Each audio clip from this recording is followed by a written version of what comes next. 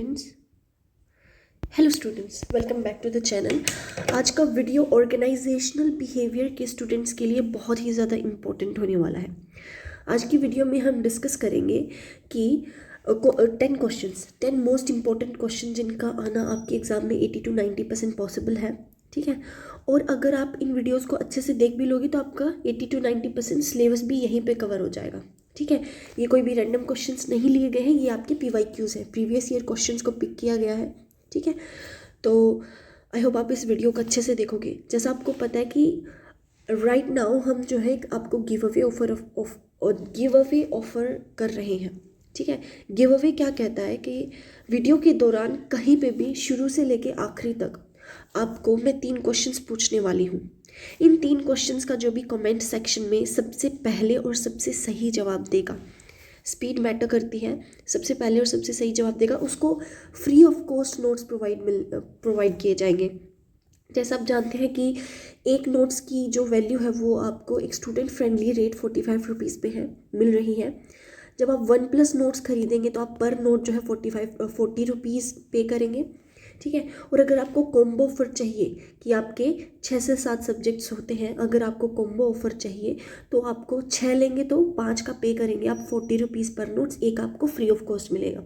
अगर आप 7 notes purchase करना चाहते हैं तो 6 का आप पे करेंगे और एक का आपको फ्री ऑफ कॉस्ट मिलने वाला है। ठीक है, गिव अवे ऑफर क्या कहता है, आपको बिल्कुल भी पैसा पे नहीं करना है। तो आप क्या करेंगे, वीडियो के दौरान मैं आपसे क्वेश्चन पूछूंगी। ठीक है, आपने उस क्वेश्चन का बिल्कुल सही जवाब देना है। जो भी उस क्वेश्चन का सबसे पहले सही जवाब देगा कमेंट सेक्शन में, उसको फ्री ऑफ नोट्स कॉस्ट मिलेंगे, फ्री ऑफ कॉस्ट नोट्स मिलने वाले हैं। लेकिन कंडीशन क्या है, 3 ही स्टूडेंट्स को, only 3 students will get free of cost notes. सिर्फ 3 ही विनर्स होने वाले हैं। ठीक है, विनर्स को अनाउंस किया जाएगा टेलीग्राम और व्हाट्सएप चैनल पर, तो आप वहाँ पर विजिट करके विनर्स का नाम देख सकते हैं। बिना देरी किए हुए हम शुरू करते हैं। ठीक है, ऑर्गेनाइजेशनल बिहेवियर BA BCom के स्टूडेंट्स का, ये 3rd and 5th सेमेस्टर के स्टूडेंट्स का ये सब्जेक्ट है। ठीक है, फर्स्ट क्वेश्चन क्या पूछ रहा है, define organisational behaviour, why is it important for modern day managers to study organisational behaviour. आज के टाइम पे कंपनी मैनेजर्स को ऑर्गेनाइजेशनल बिहेवियर क्यों स्टडी करना पड़ता है। Describe the underlying physiology of models that form the foundation of organizational behavior। Philosophy क्या है फाउंडेशनल बिहेवियर या फिर ऑर्गेनाइजेशनल बिहेवियर के पीछे। तो इंट्रोडक्शन में आप क्या लिखेंगे, इंट्रोडक्शन में आप क्या क्या एक्सप्लेन करने वाले हैं वो लिखते हैं। और कंक्लूजन, ये बहुत ही ज़्यादा इम्पोर्टेंट है जब आप एक 20 नंबर का या फिर 20 नंबर का क्वेश्चन जब आप अटेम्प्ट कर रहे होते हैं। ठीक है, कंक्लूजन में आप ये लिखेंगे कि आपने आंसर के अंदर क्या डिफाइन किया है। ठीक है, सिर्फ जो है आप अंदर की बातें जो होते हैं ना कि मेन लाइंस आप लिखने वाले हैं। इंट्रोडक्शन में आप सिर्फ हेडिंग्स लिखेंगे। ठीक है, और आप यहाँ पे ऑर्गेनाइजेशनल बिहेवियर को डिफाइन भी कर सकते हैं। Organizational behavior OB is an important field that study focuses on the understanding human behavior in organizational setting। एक ऑर्गेनाइजेशन है, उसके अंदर ह्यूमन बिहेवियर क्या रहता है, ठीक है, उसकी स्टडी होती है। In modern organisation managers deal not only with task and technology और टास्क के साथ ही मैनेजर्स को डील नहीं करना होता, बट लोगों को डील करना होता है। लोगों के कभी कभी किस एटीट्यूड होता है, परसेप्शंस होता है, मोटिवेट करना पड़ता है, एक्सपेक्टेशंस होती हैं। ठीक है, उनको इमोशनल सपोर्ट भी कभी कभी चाहिए होता है। इमोशनली भी कुछ लोग बहुत ज़्यादा जो है ड्यूरेस्ट होते हैं। तो ये सब जो है डिस्क्राइब करता है मेन बॉडी, मीनिंग और definition of organizational behavior। Organizational behavior is the systematic study of individual, group and organizational processes। Individual अकेले इंसान की और ग्रुप के लोगों की और ऑर्गेनाइजेशनल प्रोसेसेस की स्टडी होती है। And how they affect behaviour within the organisation, और इन सब से ऑर्गेनाइजेशन के अंदर बिहेवियर किस तरह से इंटरप्रेट किया जाता है। According to Stephen P Robbins, बहुत ही ज़्यादा ज़रूरी है क्योंकि इसी ने ऑर्गेनाइजेशनल बिहेवियर की पहली स्टडी की थी। Organisational behaviour is a field of study that investigates the impact of individual and groups and structure have on behave with organizations for the purpose of applying such knowledge toward the improving organization's effectiveness। एक company के अंदर बहुत सारे employees काम कर रहे होते हैं, सबको किस तरीके से, आप सबको एक लाइन से तो मोटिवेट नहीं कर सकते ना। एक ग्रुप के अंदर 5 लोग हैं, ठीक है, कोई इमोशनली वीक है, कोई फिजिकली कैपेबल नहीं है बहुत सारा काम करने के लिए, किसी को स्ट्रेस बहुत जल्दी हो जाता है, तो हर किसी पर्सन को एक अलग तरीके से मोटिवेट करना है।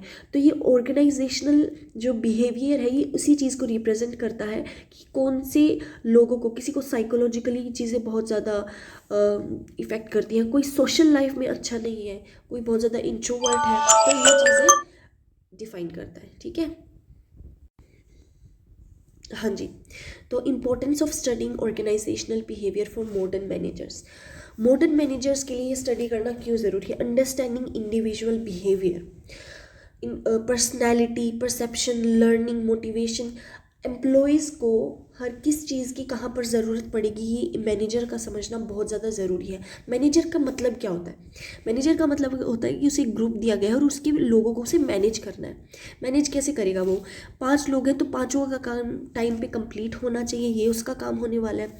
पाँचों लोगों को अलग अलग तरीके से मोटिवेट करना है, ये उसका काम है, ठीक है। उनसे कैसे काम करवाना है, किस तरह की बातें बोल के कैसे उस चीज़ को रिप्रेजेंट करना है कि जो पर्सन है ग्रुप का वो आसानी से काम कर दे। इम्प्रूविंग मोटिवेशन एंड परफॉर्मेंस भी मैनेजर का इम्प्रूव करना बहुत ज़रूरी होता है। मोटिवेशनल थ्योरीज कैसे करना है, जॉब की सेटिस्फैक्शन, कमिटमेंट और प्रोडक्टिविटी कैसे लानी है। इफेक्टिव लीडरशिप एंड कम्युनिकेशन, एक अच्छा लीडर वही होता है जो अपने ग्रुप के लोगों को अच्छे से समझता है, राइट। तो एक लीडरशिप एंड कम्युनिकेशन जो है एक मैनेजर के अंदर ज़रूर होनी चाहिए। Managing group and team dynamics, team के डायनामिक्स को उसे कंट्रोल करना आना चाहिए, ठीक है। ग्रुप बिहेवियर वो समझे, कॉन्फ्लिक्ट मैनेजमेंट, लड़ाई होती है कैसे उसे सॉल्व किया जाए, कोऑपरेट करना चाहिए। एम्प्लॉयज़ मेक श्योर करे कि एक दूसरे के साथ वो कोऑपरेट कर रहे हैं, ठीक है। Managing change and innovation, company के अंदर कोई भी चेंज आता है तो उसे कैसे एक्सेप्ट करना है, कैसे उसे ध्यान में रखते हुए उन्हें आगे बढ़ना है, ठीक है। तो ये डायनामिक बिजनेस एनवायरनमेंट के लिए बहुत ज़्यादा ज़रूरी है।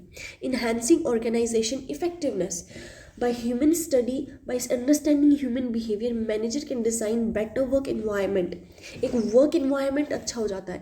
एक आप इमेजिन करो जब एक कंपनी के अंदर एक ग्लूमी एटमॉस्फेयर होता है, हर कोई सुबह उठता है ये सोच के कि अरे यार फिर जाना पड़ेगा, वहाँ से क्या होता है कि वर्किंग जो स्पिरिट है ना, वर्किंग स्पिरिट वो अच्छे से काम नहीं करती है, फिर वहाँ से लोग जो है प्रोडक्टिविटी नहीं ला पाएंगे।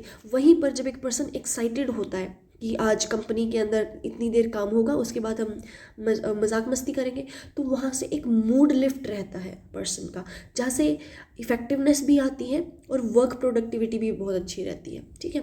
Underlying psychology and models of organisational behaviour, The foundation of organizational behavior are built on the certain models of philosophies।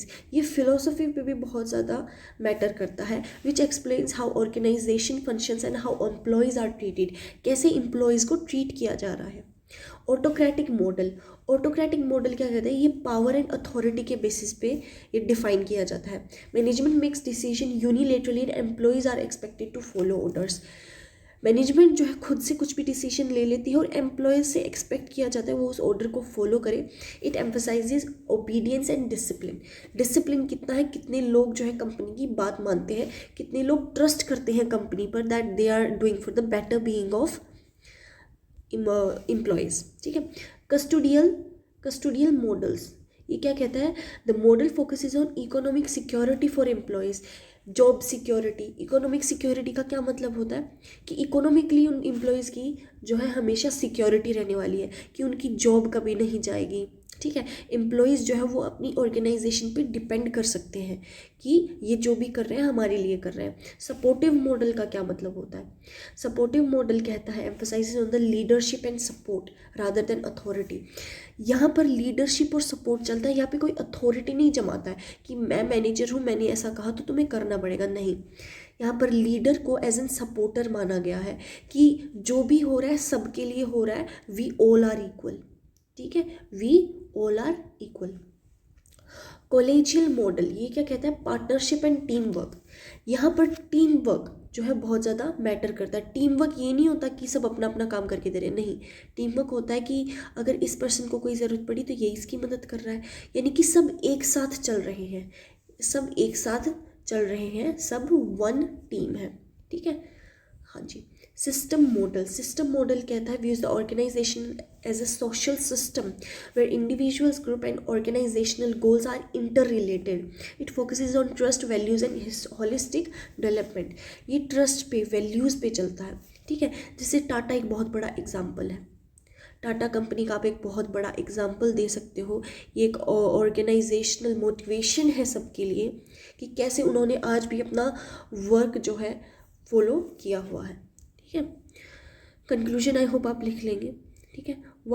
आप इसको रीड कर सकते हैं, ये इसीलिए दिया गया ताकि आपको आइडिया लग सके कि आपको कैसे लिखना चाहिए, ठीक है। What are the contributing disciplines to the field of organisational behaviour.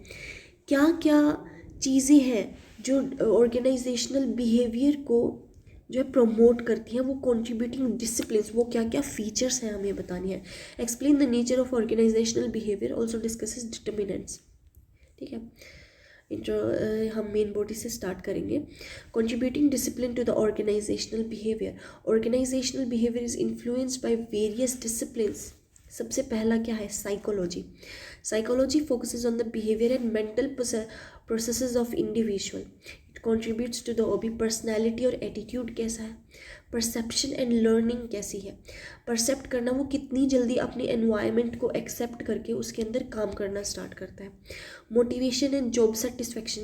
Job satisfaction का मतलब है कि पर्सन अपनी जॉब से सेटिस्फाइड है, ठीक है। उसे जैसा चाहिए था वैसा ही मिला है या फिर उसके आसपास मिला है, ठीक है। Stress individual performance. स्ट्रेस होने के बावजूद भी एक इंडिविजुअल पर्सन अपनी जॉब में कैसे परफॉर्म करता है, वो साइकोलॉजी बताती है। सोशोलॉजी। Group dynamics. एक ग्रुप के अंदर वो पर्सन कैसे बिहेव कर पाता है, कैसे अपनी टीम के लोगों के साथ वो जुड़ के काम कर पा रहा है। Team work and communication skills उसकी कैसी है। ऑर्गेनाइजेशनल स्ट्रक्चर, वो स्ट्रक्चर को किस तरह से एक्सेप्ट करता है और मैनेज करता है। Leadership and power relationship. जब वो एक लीडर बनता है तो वो अपनी लीडरशिप क्वालिटीज़ को कैसे इम्प्रूव करता है, कैसे लोगों को सपोर्ट शो करता है, ठीक है। हाँ जी। तो सोशल साइकोलॉजी। सोशल साइकोलॉजी क्या कहती है? ये सोशियोलॉजी और साइकोलॉजी को मिलकर जो है बनती है। यहाँ पे एटीट्यूड चेंज, कि ओवर द टाइम एक पर्सन कैसे अपने आप को इम्प्रूव कर रहा है, ठीक है। इंटरपर्सनल रिलेशनशिप, उसकी पर्सनल रिलेशनशिप वर्क पे कैसा असर डालती है। कॉन्फ्लिक्ट एंड नेगोशिएशन, कोई भी एक बिजनेस ओनर होता है उसके लिए नेगोशिएशन एक सबसे बड़ा फैक्टर होता है। It doesn't matter if you are employ, if you are a leader, if you are a owner, if you are the CEO, जब तक आपकी नेगोशिएशन अच्छी नहीं है ये जो है बहुत बड़ा इम्पैक्ट डालता है आपके बिजनेस पर। ग्रुप डिसीजन मेकिंग, एक ग्रुप के अंदर वो कैसे डिसाइड कर पा रहे हैं, कोई भी डिसीजन लेते हैं और कितने लोग उस चीज़ से सहमत होती हैं, ठीक है। एंथ्रोपोलॉजी क्या होता है? Studies the cultural and social norms. Organisational culture वहाँ पर क्या रिप्रेजेंट करता है, वैल्यू और बिलीफ्स कैसे हैं लोगों के। क्रॉस कल्चरल मैनेजमेंट का मतलब है ये कोई पर्सन है जो तमिलनाडु से है, ये कोई पर्सन है मध्य प्रदेश से है, तो ये एक दूसरे को कैसे एक्सेप्ट कर पाते हैं, कैसे एक दूसरे के कल्चर की वैल्यू करते हैं। Organisational change, this discipline is specially important in managing a diverse workforce. जब एम्प्लॉयज़ दुनिया के हर कोने से आते हैं तो यहाँ पर ये चीज़ होना बहुत ही ज़्यादा इम्पॉर्टेंट है। पॉलिटिकल साइंस, ऑर्गेनाइजेशनल पॉलिटिक्स तो आजकल हर जगह पे भी चलती है, राइट। तो पावर एंड इन्फ्लुएंस, जब आप पावर में आ जाते हैं विद इन अ कंपनी, जब आप एक लीडर बन जाते हैं तो आपकी इन्फ्लुएंस क्या रहती है। कॉन्फ्लिक्ट रेजोल्यूशन, कितनी जल्दी और कितने इफ़ेक्टिव तरीके से आप किसी भी लड़ाई को सॉल्व करते हो, ठीक है, तो वो बहुत मैटर करता है। हाँ। Understanding political behaviour helps manager handle conflicts and decision making effectively. Nature of organisational behaviour, interdisciplinary nature. OB, organizational behavior integrates the concept of psychology, sociology, anthropology and management, ठीक है। बिहेवियर सोशल ओरिएंटेशन, तो it OB systematic and scientific study of human behaviour, human की scientific study को लेकर behaviour social organisation किया जाता है। Multi level approach कैसे होती है? इंडिविजुअल का लेवल देखा जाएगा, फिर ग्रुप का और फिर ऑर्गेनाइजेशन का, ठीक है। ह्यूमनिस्टिक ऑर्गेनाइजेशन, और OB emphasizes human values, dignity and personal growth. Dynamic and situational. Human behavior changes with situation, making OB flexible and adaptable. Determinants of organisational behaviour. Individual factors बहुत ही ज़्यादा मैटर करते हैं. Personality कैसी है, perception कैसा है, मोटिवेशन की कितनी ज़रूरत पड़ती है. Learning and attitude. एक होता है लर्निंग एटीट्यूड कि भाई आप जो है समझने के लिए तैयार है, आप कुछ नया सीखने के लिए एक्साइटेड है. एक होता है कि मुझे सब पता है, आई नो एवरीथिंग एटीट्यूड. ठीक है. Group factors, group norms and roles. कितनी जल्दी आप अपने ग्रुप के अंदर का रोल अपना आइडेंटिफाई कर पाते हैं. लीडरशिप स्टाइल, आपका स्टाइल कैसा है लीडरशिप का, कि आप लोगों से कैसे अपनी बात मनवाते हैं. एक लीडर वो नहीं होता जो ऑर्डर देता है that you have to do this, you have to do this and you just have to follow it. No, एक लीडर होता है जो अपने एम्प्लॉय की कंडीशन समझता है. ठीक है. और फिर उसी तरीके से उसको उसका टास्क जो है मैनेज करवाता है. ऑर्गेनाइजेशनल फैक्टर्स क्या रहेंगे. Organisational structure, culture and climate, policies and procedures, technology, work environment. ठीक है. कंक्लूजन आई होप आप लिख लेंगे. What are attitudes, explain in details the job related attitudes. What do you mean by communication, explain its types. Attitude का मतलब क्या होता है. Attitude can be defined as the learn tendency to respond favourably and unfavourably towards a particular object. Attitude होता है कि आप किस तरीके से किसी भी सिचुएशन को जो है रिस्पॉन्ड करते हैं, आपका रिएक्शन क्या होता है उसके लिए. ठीक है. वो इंसान के लिए हो सकता है, सिचुएशन के लिए हो सकता है, आइडिया हो सकता है.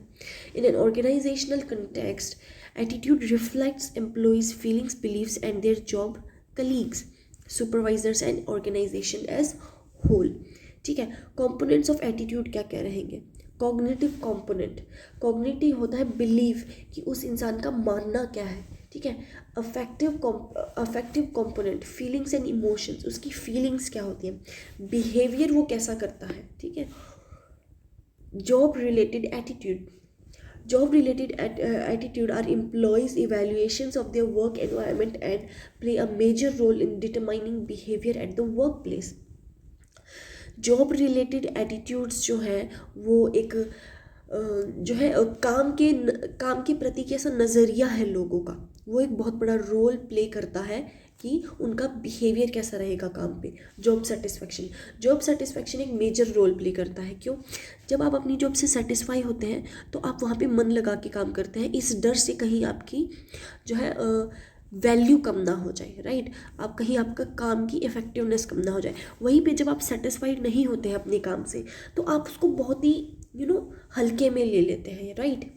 तो वो चीज़ job security, supervision, working condition, ये सभी फैक्टर्स जो है जॉब सेटिस्फेक्शन के अंदर आते हैं कि सैलरी कितनी मिल रही है ना.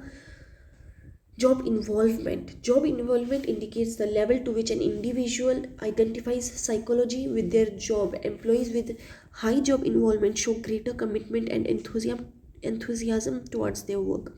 जिनकी हाई जॉब, जो अच्छी खासी नौकरी होती है, जिनको अच्छा खासा इनकम मिल रहा होता है, वो बहुत ही ज़्यादा एंथुजियास्टिक होते हैं अपने काम को लेकर, बहुत ही ज़्यादा एक्साइटेड होते हैं अपने काम को लेकर. ठीक है. Organisational commitment refers to the emotional attachment of employees to their organisation. कि कितने वो इमोशनली अटैच है अपनी ऑर्गेनाइजेशन से, कितने अपने काम को वो बिल्कुल अपना जो है अपनी लाइफ का पार्ट मानते हैं.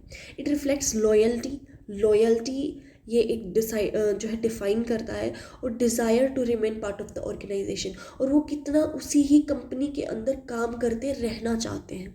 ठीक है. आपने कभी कुछ लोगों को देखा होगा दैट वो अपनी जॉब छोड़ के कहीं पे भी नहीं जाना चाहते. इट डजेंट मैटर कि सामने वाला जो कंपनी है वो उसको डबल ऑफर कर रहा है, नहीं, वो फिर भी अपनी जॉब को, अपनी कंपनी को छोड़ के नहीं जाते. ठीक है. एम्प्लॉय एंगेजमेंट मतलब एक दूसरे एम्प्लॉयज़ के साथ उनका कैसा बिहेवियर है, कितना वो इन्वेस्टेड है इमोशनली और मेंटली अपने काम को लेकर. ठीक है.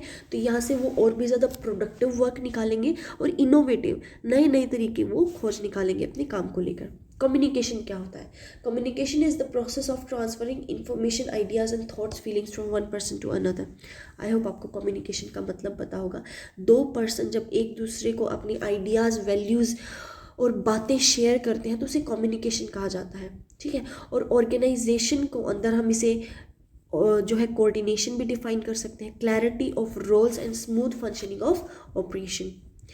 वर्बल कम्युनिकेशन, आप बोल के किसी को अपनी बात बता रहे हैं। ओरल कम्युनिकेशन आता है इसके अंदर, जब आप बोलते हैं मीटिंग्स के अंदर, डिस्कशंस के अंदर, प्रेजेंटेशंस के अंदर। एक होता है रिटन, जब आप ईमेल, रिपोर्ट्स और नोटिसेस लिखते हैं तब।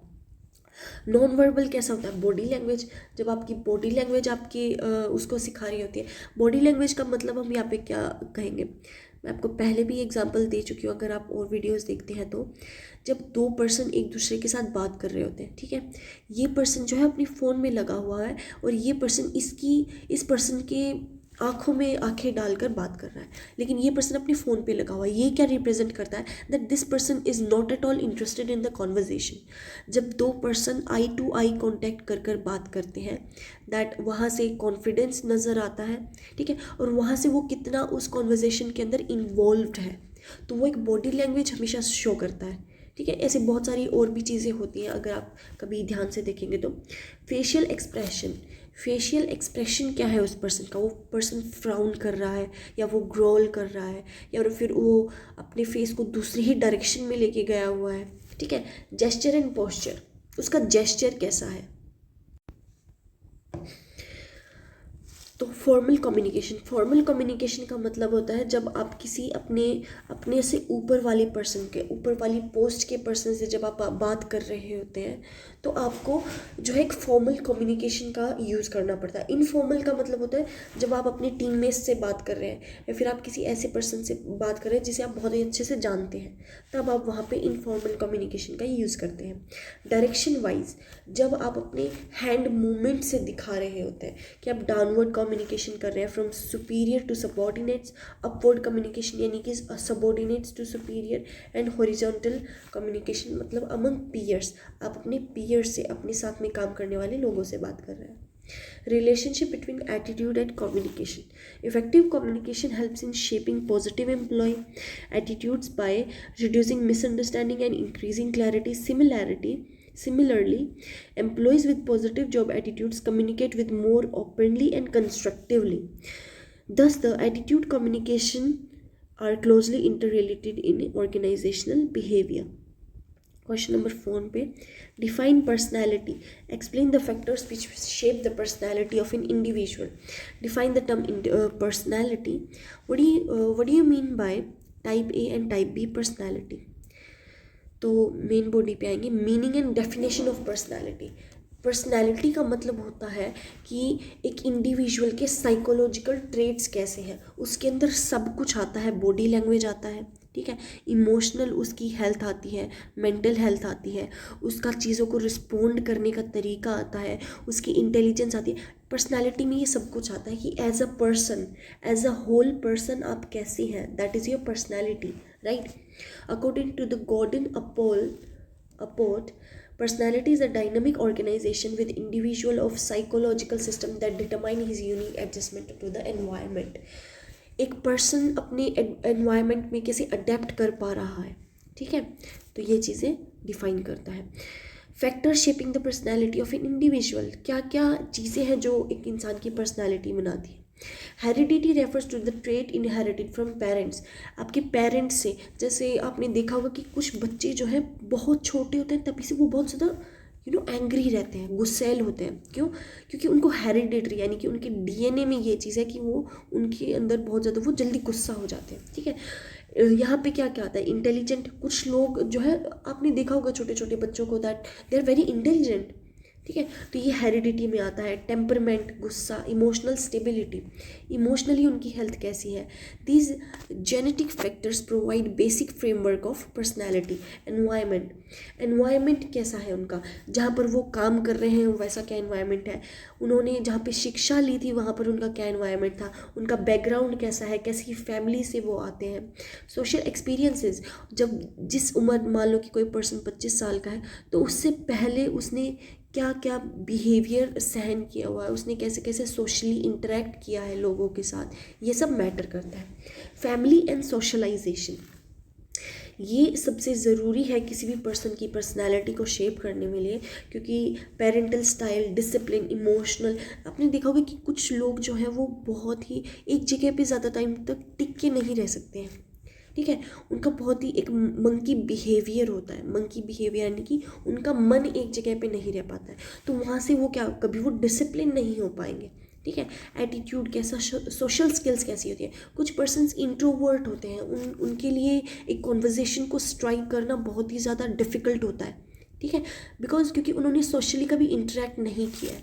तो ये सोशलाइजेशन बहुत ही ज़्यादा मैटर करता है। कल्चर, आप किस कल्चर से आते हो, ठीक है, वहाँ पर बोलने का तरीका क्या रहता है, काम करने का तरीका क्या रहता है। सिचुएशनल बिहेवियर, सिचुएशनल बिहेवियर का मतलब है person may be influenced by specific situation such as work, relationship, leadership, crisis, and individual may behave differently to different situations.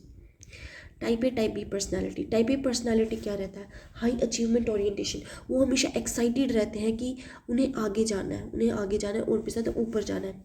Impatient and urgency, उनके अंदर पेशेंस नहीं होती, उनको अभी ये काम चाहिए तो अभी ही चाहिए। एग्रेसिवनेस एंड कॉम्पिटिटिवनेस, वो बहुत ही ज़्यादा कॉम्पिटिटिव होते हैं कि अगर इस पर्सन ने एक प्रोजेक्ट जो है 10 दिन में कंप्लीट कर लिया तो अब ये इतना ज़्यादा कॉम्पिटिटिव हो जाएगा 10 दिन से पहले, तो इस पर्सन से तो उन्हें आगे पहुंचना ही है। टेंडेंसी टू एक्सपीरियंस स्ट्रेस, और इसी चक्कर में उन्हें स्ट्रेस बहुत ही जल्दी हो जाता है, जहाँ से उनकी वर्क परफॉर्मेंस पे भी बहुत बड़ा फ़र्क पड़ता है। टाइप बी पर्सनैलिटी कैसी होती है, काम होती है और कंपोज्ड बिहेवियर, वो शांत रहते हैं, वो अपना काम टाइम पे करते हैं, कोई ज़्यादा फालतू के पचड़े में नहीं पड़ते हैं, ठीक है। लेस कॉम्पिटिटिव एटीट्यूड, कॉम्पिटिटिव नहीं है, अपने काम से लेना देना है बस। बेटर स्ट्रेस मैनेजमेंट, अपने स्ट्रेस को बहुत अच्छे से मैनेज कर पाते हैं। Great work life balance, work life balance भी उनका बहुत अच्छा रहता है, ठीक है। Relevance of personality in organisation, assigning jobs according to the individual traits, एक इंडिविजुअल की परफॉर्मेंस को देखकर उसको काम दिया जाता है। ऐसा नहीं है कि एक नया एम्प्लॉय आया है जिसे अभी तक कंपनी का काम ही करना, स्टेटिस्टिक्स समझना ही शुरू नहीं किया है, आप सीधे उसको जाके एक बहुत बड़ा प्रोजेक्ट पकड़ा दे रहे हैं, ठीक है। इंडिविजुअल के ट्रेड्स को, उसकी हरकतों को देखकर जो है उनको जॉब पकड़ाई जाती है। Team work and leadership, team work और उनकी लीडरशिप क्वालिटीज़ कैसी हैं। वर्क प्लेस कॉन्फ्लिक्ट्स, कितना वो कॉन्फ्लिक्ट से दूर रहते हैं, कितना लोगों के साथ कोऑपरेट कर पाते हैं। Enhances employ satisfaction and productivity, ठीक है। तो आई होप आप ये कर लेंगे। Explain the concept of learning and discuss the cognitive theory of learning. Explain the concept of motivation. Critically discuss the Adams equity theory of motivation. Adams equity theory of motivation क्या कहती है? Concept of learning. हाँ जी, concept of learning can be defined as relatively permanent change in behavior and potential behavior that results from experience and practice. Learning का मतलब होता है आपने कोई चीज़ एक्सपीरियंस की, ठीक है, वहाँ से आपका बिहेवियर टोटली वैसी उन सिमिलर सिचुएशंस को लेकर बहुत ही ज़्यादा बदल गया है, ठीक है। स्टीफन पी रॉबिन्स का कहना है learning is any relationship, any relatively permanent change in behaviour that occurs as a result of experience. किसी भी एक्सपीरियंस की वजह से आपके बिहेवियर के अंदर चेंज आना, उसे लर्निंग कहते हैं, ठीक है। In organization learning helps employees acquire new skills, adapt technology changes and improve job performance. Cognitive theory of learning क्या कहती है?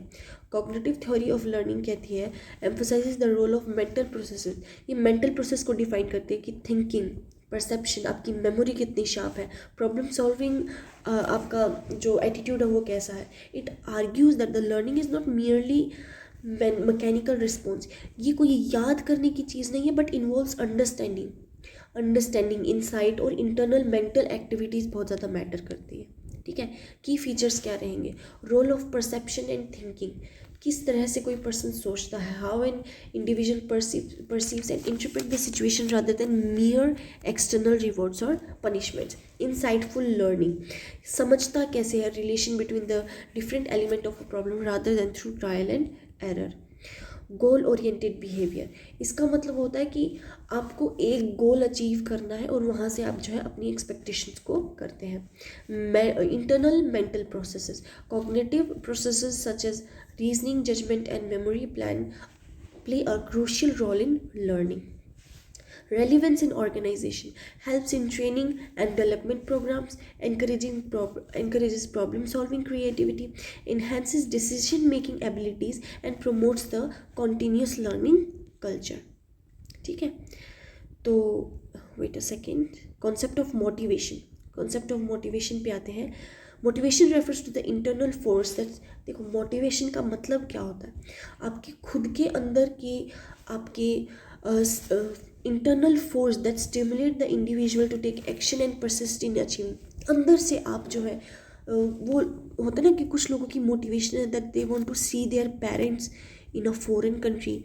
ठीक है, मदर एंड फादर उनको घुमाना चाहते हैं. वो क्या है, कोई इंटरनल मोटिवेशन है जो आपको जो है पुश करती है अपना बेटर करने के लिए. ठीक है, ये एक एग्जाम्पल था, इसे पेपर में नहीं लिखना है. ठीक है, यह समझाने के लिए था. अकॉर्डिंग टू रॉबिन क्या कहता है, motivation is willingness to achieve high levels of effort, exert high level of effort toward the organizational goal conditioned by the effort ability to satisfy some individual need. खुद की ज़रूरत को पूरा करने के लिए आप जब किसी भी काम में मेहनत करते हैं तो उसे मोटिवेशन कहते हैं. ये रॉबिन का कहना है. Adams equity theory of motivation proposed by J Stacy Adams. ये आपने नाम याद रखना है, J Stacy Adams. Equity theory focuses on the fairness and justice in work place. कितना आप फेयर हैं काम को लेकर. ठीक है, एंड जस्टिस, आप कैसे जस्टिस को सर्व करते हैं. It suggest that employees compare there input output ratio two with that of others. दूसरों के इनपुट आउटपुट के साथ जब आप कंपेयर करते हैं, ठीक है, तो वो एक थ्योरी ऑफ मोटिवेशन कहलाता है कि अगर उसने इतना अच्छा काम किया तो मैं भी करूँगा. ठीक है. इनपुट क्या रहेगा, effort, experience, education and skills. Output salary, recognition, promotion.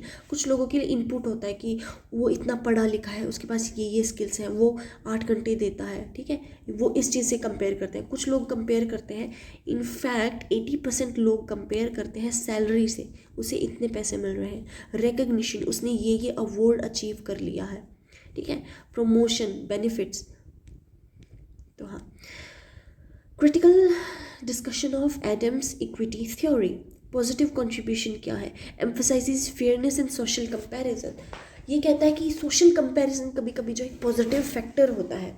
Explains job satisfaction and dissatisfaction, कि वो कितना अपनी जॉब से सेटिस्फाई है. Highlight importance of equitable reward system. Useful in compensation and performance appraisal system. Limitations क्या रहेंगे, perception of fairness is subjective. हर किसी के लिए फेयरनेस का मतलब सेम नहीं होता है. कुछ लोग जो है फेयरनेस का मतलब सैलरी से समझते हैं. अगर उसे 80,000 सैलरी मिल रही है तो मुझे 50K क्यों दे रहे हैं, उनके लिए ये फेयरनेस है. कुछ लोगों के लिए फेयरनेस का मतलब होता है अचीवमेंट्स, कि अगर उसने जो है इस कंपनी में 1 साल रह के अगर वो सीनियर ऑफिसर बन गया है तो मैं यहाँ पे 2 साल से काम कर रहा हूँ, मुझे अभी तक वहाँ पे क्यों नहीं पहुँचाया. तो ये सब्जेक्ट जो फेयरनेस का परसेप्शन है सबका अलग अलग होता है. Difficult to measure input and output accurately. किसी के अंदर का क्या कंपटीशन है और बाहर क्या कंपटीशन वो कर रहे हैं, वो जो है डिफ़ाइन कर पाना बहुत ही मुश्किल है. Ignore individual differences in motivation. वो समझ नहीं पाते हैं कि वो एक दूसरे से कितने ज़्यादा अलग है. ठीक है. Over emphasises the comparison may reduce cooperation. जब हम कंपैरिजन को बहुत ही ज़्यादा महत्व देने लगते हैं तो आप कोऑपरेट नहीं कर पाते एक दूसरे के साथ, because jealousy becomes a main factor that. ठीक है. Relationship between learning and motivation. Learning improves competition which enhances motivation. जब आपको अपनी गोल यहाँ तक पहुँचना है, ठीक है, तो जब आप जो है लर्निंग करेंगे, आपकी इस टेस्ट को देने के लिए जब आप अपना सिलेबस जैसे जैसे पूरा करते जाएंगे वैसे वैसे आपकी मोटिवेशन बढ़ती जाएगी, क्योंकि आप अपने गोल के करीब जा रहे हैं. Motivation encourages employees to learn new skills. नई स्किल सीखने के लिए एनकरेज करता है. Both contribute to the improve performance and productivity. 6th question start करने से पहले मैं आपके वो 3 क्वेश्चन अभी आपसे पूछती हूँ जिनके मदद से आप फ्री ऑफ कॉस्ट नोट्स ले सकते हैं। The first question is define personality. Define personality.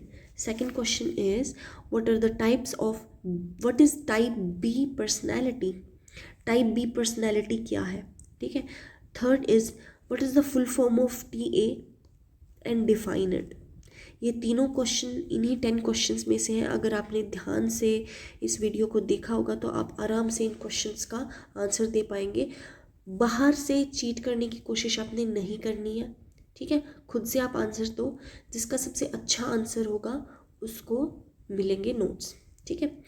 Discuss the motivation strategies follows by any two organisation to motivate their employees. किन्हीं भी दो मोटिवेशन स्ट्रेटजीज़ का एग्जाम्पल दो जिन्होंने यूज़ किया अपने एम्प्लॉयज़ पर। ये discuss the nature of motivation, also explain Kenneth Thomas theory of intrusive intrinsic motivation. चलो भाई, main body nature of motivation. Motivation के जो है ना दो फोर्सेस होते हैं। एक होता है इंटरनल मोटिवेशन, कुछ लोगों को मोटिवेट करने की ज़रूरत नहीं पड़ती, वो ऑलरेडी मोटिवेटेड होते हैं क्योंकि उन्हें उनका गोल दिखाई दे रहा है, ठीक है। और एक होता है एक्सटर्नल मोटिवेशन, कुछ लोगों को मोटिवेट करना पड़ता है बाहर से ताकि वो भी अपना कुछ ऐसा गोल चूज़ करें जिसके लिए उनको बार बार नहीं कहना पड़े, ठीक है। कुछ लोग होते हैं ना कि बिना कहे अपना काम पूरा करके रखते हैं, कुछ लोगों को पुश करना पड़ता है। तो ये वही चीज़ें हैं। Motivation is a psychological in nature, ये साइकोलॉजी से साइकोलॉजिकल है नेचर के अंदर। It arises from internal needs and desires. It is goal oriented होती है ये, meaning it encourages individuals to work towards a specific objective. Motivation is a continuous process because human needs are unlimited and change over time. It can be negative or positive, involving the reward or penalties. Motivation differs from person to person and situation to situation. Her person की एक अलग motivation होती है, ठीक है, क्योंकि उनकी ज़रूरतें भी अलग होती हैं. Not every person is doing a job to purchase a car, right? Somebody want to build a home, somebody want to provide a better education for their kids. So सबके लिए अपना अपना motivation जो है वो अलग होता है. केनेथ थ्योरी ऑफ इंटरसाइनिक मोटिवेशन क्या कहती है? Employees feel their work has value and purpose. Employees feel कर रहे होते हैं कि वो जो काम कर रहे हैं उनकी एक वैल्यू है और उसका एक पर्पस है, ठीक है। Choice, employees experience autonomy and freedom in decision making. उनके पास अपना काम डिसाइड करने की एक फ्रीडम है। कॉम्पिटेंस, वो अपने आप को कितना कैपेबल और कॉन्फिडेंट मानते हैं अपना काम करने के लिए। Progress, employees perceive growth and improvement in their work, ठीक है। Motivation strategies adopted by organizations. Google ने क्या मोटिवेशन दी? Modern motivational practices by focusing of intrinsic motivation. It provides employees with autonomy, flexible working hours, opportunities for in work. देखो, एक बहुत अच्छा Google का मैं आपको एग्जांपल देती हूँ। गूगल ने क्या किया हुआ है, उन्होंने अपनी कंपनी के अंदर एक जो है किचन बना रखा है जहाँ पर एम्प्लॉयज़ जाकर जब चाहे अपना खाना बनवा कर खा सकते हैं। उन्होंने बेडरूम्स जो है वहाँ पर प्रोवाइड किए हुए हैं, छोटे छोटे कमरे बनवाए हुए हैं जहाँ पर एक उनका एम्प्लॉय जाकर सो सकता है। उन्होंने अपने एम्प्लॉयज़ के लिए उन्होंने जो है गेम सेंटर भी बना सकते हैं जहाँ पर वो जाकर टेबल टेनिस जो भी गेम्स हैं वो जाकर खेल सकते हैं। तो ये सब क्या होता है, उन्होंने एक ही कंपनी के अंदर उन्होंने इतना कुछ प्रोवाइड कर दिया कि उनके वर्कर को बाहर जाने की ज़रूरत ही नहीं पड़ रही अब जब। और हाँ, एक और गूगल जो है सबसे बड़ा सपोर्ट देता है अपने एम्प्लॉयज़ को, that if they have any new idea, business, उनके पास कोई भी नया बिजनेस आइडिया होता है तो उन्हें बाहर जाकर किसी से भी ज़रूरत नहीं पड़ेगी फंड्स लेने की, क्योंकि गूगल खुद फंडिंग करने को तैयार है उस बिज़नेस की। तो ये एक बहुत बड़ा सपोर्ट है गूगल की तरफ से। एंड इसीलिए आपने बहुत रेयर देखा होगा कि गूगल के एम्प्लॉयज़ अपनी जॉब छोड़ते हैं, क्योंकि उनको इतनी ज़्यादा फैसिलिटी वहाँ पर प्रोवाइड की गई है कि वहाँ का वर्किंग एनवायरनमेंट बहुत अच्छा है, फ्लेक्सिबल आवर्स है। उन्हें एक दिन में जब चाहे, अगर वो रात को कंफर्टेबल है तो रात को अपना काम कर सकते हैं, वो दिन में कंफर्टेबल है तो दिन में अपना काम कर सकते हैं, ठीक है। Tata group focuses on both intrinsic and extrinsic motivation. It emphasizes job security. मैंने आपको पहले ही बताया था, टाटा एक बहुत ही अच्छी कंपनी है जो कि उन्होंने एक बहुत ही अलग अलग ओवर द ईयर्स बहुत ही ज़्यादा अच्छे अच्छे रिजल्ट्स प्रोवाइड किए हैं। एथिकल वर्क कल्चर है, एम्प्लॉय वेलफेयर है, एम्प्लॉय की अच्छे के लिए वो काम करते हैं, ट्रेनिंग प्रोग्राम्स वो प्रोवाइड करते हैं, करियर डेवलपमेंट अपॉर्चुनिटीज़ वो अपने एम्प्लॉयज़ को देते हैं। तो ये जो है मोटिवेट करता है, क्योंकि वहाँ से उन्हें प्राइड मिलती है, एम्प्लॉयज़ को social responsibility and long term growth उनको ओवर द टाइम प्रोवाइड की जाती है। ठीक है, कंक्लूजन आई होप आप लिख लेंगे। Question number 7, what do you mean by transactional analysis, explain the various types of TA. What do you mean by perception, explain it processes. Transactional analysis का मतलब होता है is a psychological and communication tool developed by Eric Berne. Eric Berne का ये मानना है कि psychological और कम्युनिकेशन एक टूल है जिन्हें जो है ट्रांजैक्शनल एनालिसिस के लिए बहुत ज़्यादा इम्पोर्टेंट माना गया है। इट स्टडीज सोशल इंटरेक्शंस, कि कैसे जो है सोशली आप एक दूसरे के साथ इंटरेक्ट करते हो, उनका बिहेवियर समझना, पर्सनैलिटी समझना, कम्युनिकेशन के पैटर्न्स को समझना। टीए जो है वो मैनेजर्स की हेल्प करता है कि why people behave in a certain way during the interaction and how communication can be improved. Managers की हेल्प करता है कि क्यों एक कॉन्वर्जेसन के दौरान एक एम्प्लॉय एक सर्टेन वे बिहेव कर रहा है और कैसे उसको इम्प्रूव किया जा सकता है। ठीक है, तो transactional of types of transactional analysis, ego states is based on 3 ego state. यहाँ पर 3 ईगो की स्टेजेस होती है। Parent ego stage, this ego states reflects behaviour learn from parents and authority figures. यहाँ पर वो लोग उस बिहेवियर को दर्शाते हैं जो उन्होंने अपने पेरेंट्स से और अपनी जो भी ऊपर वाले एम्प्लॉयर से वो सीखते हैं। क्रिटिकल पेरेंट जो कंट्रोलिंग और जजमेंटल होते हैं। जजमेंटल कैसे, जैसे पेरेंट्स, आपने बहुत ही देखा हुआ, ये बहुत ही कॉमन है that parents always compare their children to other children, that तुमने अभी तक ये नहीं किया है लेकिन वो बच्चा कितना कर चुका है, तुम्हारे इतने नंबर नहीं आए, उस बच्चे के कितने मार्क्स आए हैं। ठीक है, ये जजमेंटल बिहेवियर है। नर्चरिंग पेरेंट जो कि सपोर्टिव और केयरिंग होते हैं, जो अपने बच्चे को बहुत ही ज़्यादा केयर से और सपोर्टिव होते हैं। ठीक है, अडल्ट ईगोस्टेट, ये क्या कहता है कि the ego state is rational, logical and objective, decisions are based on data, facts and reasoning rather than emotions. Adult ego state का मतलब है कि यहाँ पर आप रीजनिंग से चलते हैं, आप फ़ायदा देखते हैं और आपको इमोशन से कोई फ़र्क नहीं पड़ता। Child ego state represents feeling, creativity and emotions experienced feeling during childhood. Childhood के दौरान आपने कैसे कैसे इमोशंस के साथ डील किया है, आपकी फीलिंग्स और क्रिएटिविटी क्या रही है। फ्री चाइल्ड, स्पॉन्टेनियस और क्रिएटिव। फ्री चाइल्ड होते हैं जो स्पॉन्टेनियस और बहुत ही ज़्यादा क्रिएटिव होते हैं। आपने देखा होगा कि बैक बेंचर्स कभी कभी बहुत ही ज़्यादा सक्सेसफुल निकलते हैं क्योंकि वो बहुत ही ज़्यादा फ्री माइंडेड होते हैं, उन्हें किसी चीज़ का स्ट्रेस नहीं होता और वो क्रिएटिव भी होते हैं। And lazy people too, lazy people एक काम को जो है जल्दी निपटाने का तरीका ढूंढते हैं। अडेप्टेड चाइल्ड जो ओबीडियंट और फेयरफुल होता है, जो ओबीडियंट होता है, आपकी हर एक बात मान लेगा और लाइन से कभी भी उसको बाहर जाना पड़े, एक सर्टेन डायरेक्शन से जब उसको दूसरी तरफ जाना पड़े, then they are always fearful of that. ठीक है, परसेप्शन, परसेप्शन का मतलब क्या होता है, by which individual select, organisation interpret sensory information to understand their environment. It explains how different people can perceive same situation differently. इसका मतलब है कि एक सिचुएशन को कितने लोग कितने कितने तरीक़ों से देखते हैं, right. The process of perception selection.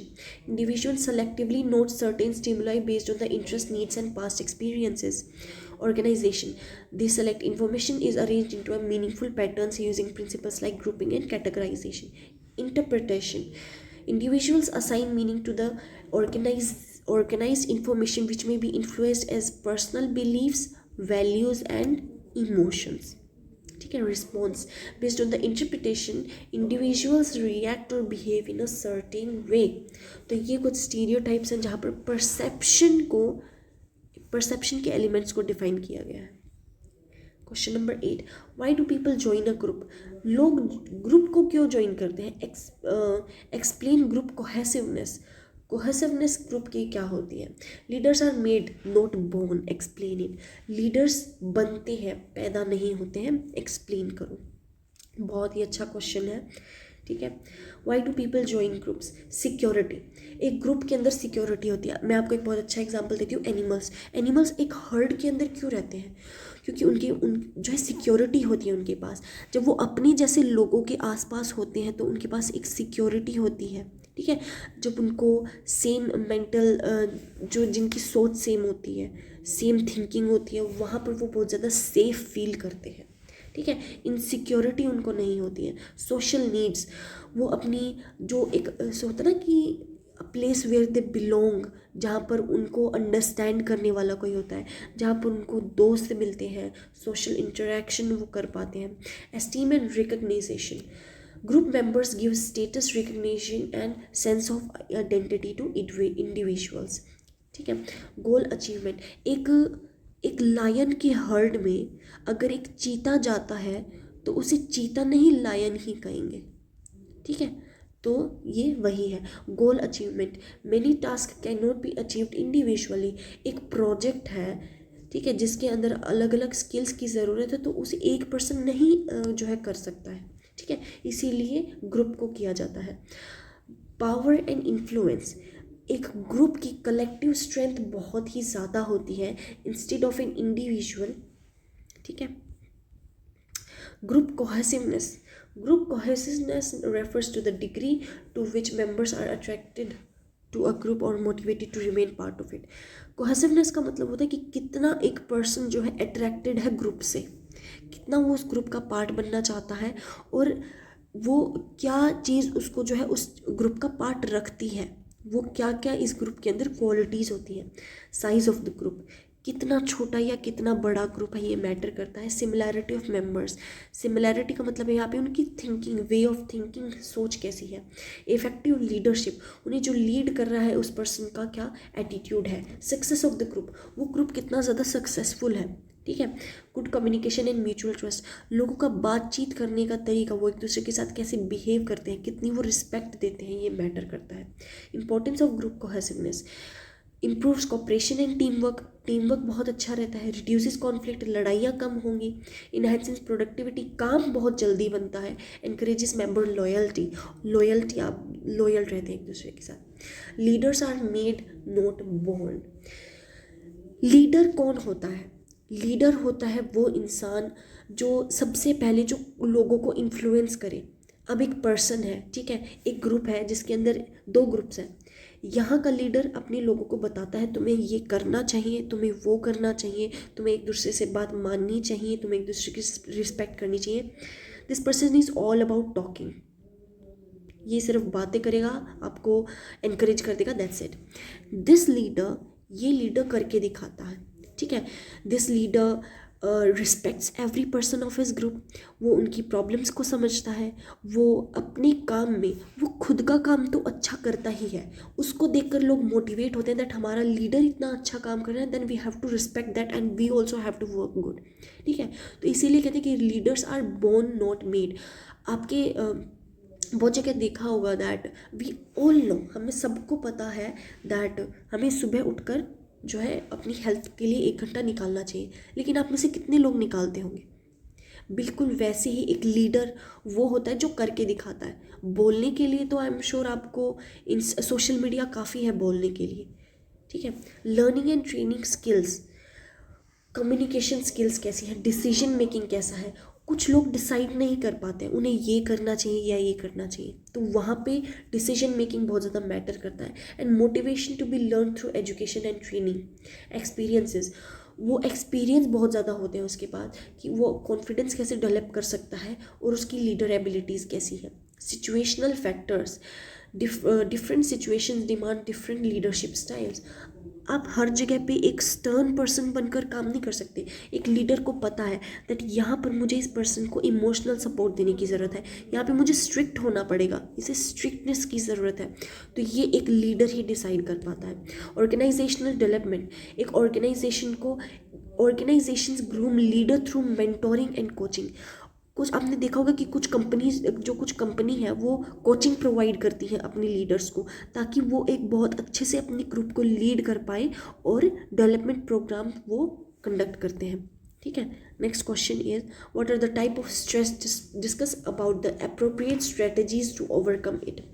Stress कितने प्रकार के होते हैं और क्या क्या चीज़ें आप कर सकते हैं उसे ओवरकम करने के लिए। Explain the managerial grid. Managerial grid क्या होता है। Main body types of stress, सबसे पहले होता है stress, positive stress. Positive stress का मतलब होता है कि आप अपना काम कर रहे हो और आपको स्ट्रेस है कि ये कितने टाइम में कंप्लीट होगा, आप कर भी रहे हो फिर भी आपको स्ट्रेस है, तो मतलब आप उस काम को अचीव करने के पास हो, तो वो एक पॉजिटिव स्ट्रेस हो गया। ठीक है। हेल्प्स इंडिविजुअल्स अचीव गोल्स, यहाँ से आप अपने गोल को बहुत जल्दी अचीव कर पाते हैं। क्रिएटिविटी एंड लर्निंग, उसी काम को जल्दी करने के लिए क्या क्या क्रिएटिविटी लगती है। Stress before an examination, promotion, interview, exam से पहले का जो स्ट्रेस होता है उनके लिए नहीं जिन्होंने कुछ पढ़ा ही नहीं है, उनके लिए जो पढ़ के बैठे हैं और उनको बस पेपर की टेंशन है कि पेपर में क्या आएगा। ठीक है। Distress, negative stress, anxiety, frustration and dissatisfaction. Anxiety होती है उन लोगों को क्योंकि उन्होंने कोई प्रिपरेशन नहीं की, तो उन्हें एंजाइटी होती है कि अब क्या होगा। ठीक है। Reduces work and efficiency and concentration, तो आपका कंसंट्रेशन जो है बिल्कुल ख़राब रहता है और आपकी एफिशिएंसी भी घट जाती है। Leads to physical mental problems, health problems आपको होने लगती हैं। जॉब इनसिक्योरिटी और एक्सेसिव वर्कलोड, जब आपके ऊपर बहुत ज़्यादा काम जो है आपको दे दिया जाता है तो आपको जो है स्ट्रेस होने लग जाता है। एक्यूट स्ट्रेस, छोटा सा थोड़ा सा स्ट्रेस आपको जो होता है इमीडिएट चैलेंजेस से, कि कल आपको एक बहुत बड़ा मीटिंग अटेंड करना है। ठीक है। तो और आज ही आपको पता चला है, तो वो एक स्ट्रेस हो गया, लेकिन ये थोड़ा सा ही है, इसका लॉन्ग टर्म इफेक्ट नहीं होता है, टेम्परेरी इन नेचर है, कल आ गया, मीटिंग हो गई, दैट्स इट, स्ट्रेस खत्म। मे कोज हेडेक्स, फैटिग एंड, लेकिन हेडेक हो सकता है रात को, कुछ पर्सन को स्ट्रेस की वजह से फीवर भी हो जाता है। ठीक है। तो ये एक्यूट स्ट्रेस का बहुत बड़ा फैक्टर है। क्रॉनिक स्ट्रेस, क्रोनिक स्ट्रेस का मतलब होता है लंबे समय से आपको कोई स्ट्रेस हो, 1 महीने बाद प्रोजेक्ट का इनॉग्रेशन है तो वो एक लॉन्ग टर्म स्ट्रेस हो गया। अब 1 महीने तक यानी कि 30 to 31 डेज तक आपको डेली स्ट्रेस रहने वाला है। इसका इमोशनल, मेंटल और फिजिकल हेल्थ पर बहुत बड़ा असर होता है। Burn out, depression, health disorders होने लगते हैं। लॉन्ग टर्म प्रोडक्टिविटी पे बहुत ज़्यादा फर्क पड़ता है। Organisational stress caused by the role ambiguity, role conflict और पुअर लीडरशिप, जब आपका लीडर पुअर होता है या फिर आपकी ही लीडरशिप स्किल्स ज़्यादा अच्छी नहीं होती है। लैक ऑफ रिकग्निशन, जब आपकी कंपनी आपको रिकग्निशन नहीं देती है, आपको रिवॉर्ड नहीं देती है। वर्क लाइफ इम्बैलेंस, आपकी वर्क लाइफ अच्छी है लेकिन आपकी रिलेशनशिप्स ख़राब हैं। अनहेल्दी वर्क एनवायरनमेंट, आपका वर्क एनवायरनमेंट अच्छा नहीं है जहाँ पर आप अब वर्क स्ट्रेस की वजह से खाना नहीं खा पा रहे हैं, तो वहाँ से एक बहुत ही ज़्यादा स्ट्रेस बढ़ता है, अल्टीमेटली पुअर हेल्थ के शिकार हो जाते हैं। Strategies to overcome stress, stress को कैसे मैनेज करेंगे। टाइम मैनेजमेंट, अपने टाइम टेबल बनाना है, दैट इस टाइम पर मैं ये प्रोजेक्ट करूँगा, इस टाइम पे मैं ये मीटिंग अटेंड करूँगा, तो वहाँ से आप टाइम मैनेज कर सकते हैं। रिलैक्सेशन टेक्निक्स को आप अडोप्ट कर सकते हैं, yoga, deep breathing, physical fitness, exercise, healthy lifestyle, positive attitudes, emotional control, optimism, yoga, ये सब आप करेंगे तो यहाँ से आपको बहुत ज़्यादा मिलता है। ऑर्गेनाइजेशनल लेवल पे आपको कैसे स्ट्रेस मैनेज करोगे। लीडरशिप, एक अच्छा लीडर आपकी बहुत ज़्यादा हेल्प करता है। ठीक है। जॉब रीडिज़ाइन, आप अपने वर्कलोड को कम कर सकते हो, आप अपने मैनेजर को कह सकते हो सर मुझे इतना नहीं होगा, आप मुझे थोड़ा कम करें मेरा रोल, तो आप वहाँ से अपने कलीग्स की हेल्प ले सकते हो। काउंसलिंग प्रोग्राम्स हर एक ऑर्गेनाइजेशन के अंदर मैंडेटरी है, तो ये भी हेल्प कर सकता है। वर्क लाइफ बैलेंस, अपने वर्किंग आवर्स को आप बैलेंस कर सकते हैं। Managerial grid developed by Blake and Morton is a leadership model that identifies managerial style based on 2 manager के 2 स्टाइल होते हैं, concern for people, concern for production. Concern for people क्या है, ये अपने एम्प्लॉयज़ के लिए बहुत ज़्यादा वो कंसर्न रहते हैं कि कहीं मेरे एम्प्लॉयज़, जो मेरे टीममेट्स हैं, जो मेरी ग्रुप है, उसके अंदर लोगों को जो है अच्छे से उनको काम मिले, वो अपना काम टाइम से कंप्लीट करे, किसी को किसी तरह का स्ट्रेस ना हो जाए। एक होता है कंसर्न फॉर प्रोडक्शन, उन लोगों को, उन मैनेजर्स को सिर्फ काम रहता है कि 1 हफ्ते के अंदर मुझे इतना काम निकलवाना है, तो वो एक बहुत ही ज़्यादा नेगेटिव फैक्टर होता है। ठीक है। Improvised management, low concern for people, लोगों से कुछ फ़र्क नहीं पड़ता, and production, poor leadership and low morale. ठीक है। Country club management, high concern for people, low concern for production, उन लोगों को प्रोडक्शन से कोई फ़र्क नहीं पड़ता, बस लोगों के साथ कुछ गलत नहीं होना चाहिए। फ्रेंडली एनवायरनमेंट, लो प्रोडक्टिविटी, एनवायरनमेंट तो अच्छा है, प्रोडक्टिविटी अच्छी नहीं है। Authority compliance management, high concern for production, low concern for people, production उनको चाहिए अच्छी खासी। ऑटोक्रेटिक लाइफस्टाइल, ये यहाँ से आप 1 9 का ये है, 1 क्या रिप्रेजेंट करता है, 1 रिप्रेजेंट करता है कंपनी के कि भाई प्रोडक्टिविटी उनके लिए क्या है, 9 है लोगों के लिए कंसर्न, ठीक है। मिडल रोड ऑफ मैनेजमेंट, ये कहता है कि दोनों के लिए अच्छा खासा उसको कंसर्न है। Average performance, team management, high concern for both people and production, best leadership style, promotes team work, motivation and high productivity. Advantages of managerial grid, help managers identify their leadership style, improve their managerial effectiveness, encourages team spirit, ठीक है, useful for management training and enhances organisation productivity. Write short note on the following, group roles, norms, determinants of OB, styles of leadership, organisational culture. Group roles and norms refers to the expected pattern behavior assigned to assumed by members within a group. Each member performs a specific role to help the group function effectively. Task roles, हर एक जो team member है उसको उसका task दिया जाएगा, तुम initiator हो, तुम्हें कोऑर्डिनेशन करना है, इंफॉर्मेशन तुम्हें प्रोवाइड करनी है। Maintenance role, supporter, mediator and encourager. Individual roles, aggressor, blocker, recognition seeker. Group norms are shared rules or standards that guide the behavior of group members. Group members का एक दूसरे के साथ behavior कैसा है, कोई discipline और order के साथ सब अपना काम पूरा कर रहे हैं। Ensuring uniformity in behavior, ठीक है। Promoting group cohesion and reducing conflicts within the group. Group के अंदर लड़ाई कम हो रही है। Determinants of organisational behaviour, determine क्या क्या करता है, इंडिविजुअल फैक्टर्स, एक पर्सन की पर्सनैलिटी कैसी है, परसेप्शन कैसा है, एटीट्यूड कैसा है, लर्निंग एंड मोटिवेशन उस पर्सन का कैसा है, ठीक है। Influences how employees behave and perform at work, group factors क्या क्या है कि उनका ग्रुप डायनामिक्स कैसा है, ठीक है। लीडर कैसा है, वहाँ का कम्युनिकेशन एंड टीम वर्क कैसा है, कितना अच्छा से वो एक दूसरे के साथ कोऑपरेट करते हैं और एक दूसरे के साथ उनकी रिलेशनशिप कैसी है। Organisational factor, culture, policies, reward systems, ठीक है। Shape employee behaviour and job satisfaction.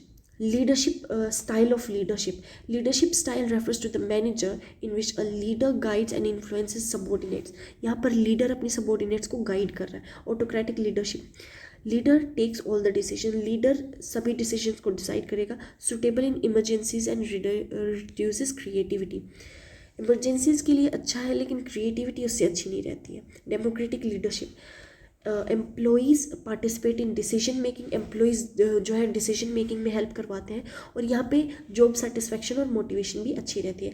लाइसे faire leadership, minimum interference by the leader की कोई इंटरफेरेंस नहीं रहती, सब एम्प्लॉइज़ ही डिसाइड करते हैं। Effective and employees are skilled and self motivated, ये जब अच्छा रहता है जब एम्प्लॉइज़ स्किल्ड और सेल्फ मोटिवेटेड होते हैं, अदरवाइज ये बहुत ज़्यादा जो है कंसर्न की बात है, ठीक है। Transformed leadership focuses on inspirations and innovation, encourages personal and organisational growth. Organizational culture refers to the shared feeling, values and norms, practices that influences how employees think. Beliefs, norms, जो employees का सोचने का तरीका है, कैसे वो organisation में एक दूसरे के साथ बिहेव करते हैं, ये एक सोशल ग्लू होता है जो एम्प्लॉयज़ को एक दूसरे के साथ बांटता है। देखो एक ऑर्गेनाइजेशन की अच्छा काम करने के लिए लोगों का एक दूसरे के साथ अच्छा रिलेशन होना बहुत ही ज़्यादा इंपॉर्टेंट है, तभी वो एक दूसरे के साथ कोऑपरेटिव होंगे और एक हेल्दी एनवायरनमेंट बनेगा। Features of organisational culture include shared values and traditions, values और ट्रेडिशंस सेम हो, शेयर्ड हो यानी कि रिस्पेक्ट करते हो। इनफॉर्मल रूल्स एंड प्रैक्टिसेस वहाँ की इनफॉर्मल है, ठीक है। Work ethics and behaviour patterns कैसे हैं उनके। Importance of organisational culture shapes employees behaviour, employee का बिहेवियर शेप करता है। Enhances commitment and loyalty, improves the organizational effectiveness, creates a unique identity for the organization की एक यूनिक क्वांटिटी बन जाती है, ठीक है। तो that's it for the video. आज के 10 क्वेश्चन सबसे ज़्यादा आसान है, बहुत ही आसान है, चीज़ें बार बार रिपीट हो रही हैं, मुझे लगता है सिर्फ एक ही बार वीडियो को देखने की ज़रूरत है, ठीक है। और कुछ चीज़ें आपको याद रखनी है, जैसे आपको जो है ये नेम्स जिन्होंने इन चीज़ों को, जैसे कि अभी अभी हमने पढ़ा था दैट आपको नाम याद रखने की बहुत ही ज़्यादा ज़रूरत है, किस किस पर्सन ने क्या क्या उन्होंने जो है डिस्कवर किया है। ठीक है, जैसे ब्लेक और मोर्टन ने जो है मैनेजरियल ग्रिड को डिफाइन किया है। तो ऐसे ऐसे एक दो नाम आप याद रख लो ताकि डेफिनेशन आपकी बहुत ही ज़्यादा अच्छी हो जाए। ठीक है, all the very best for your exam and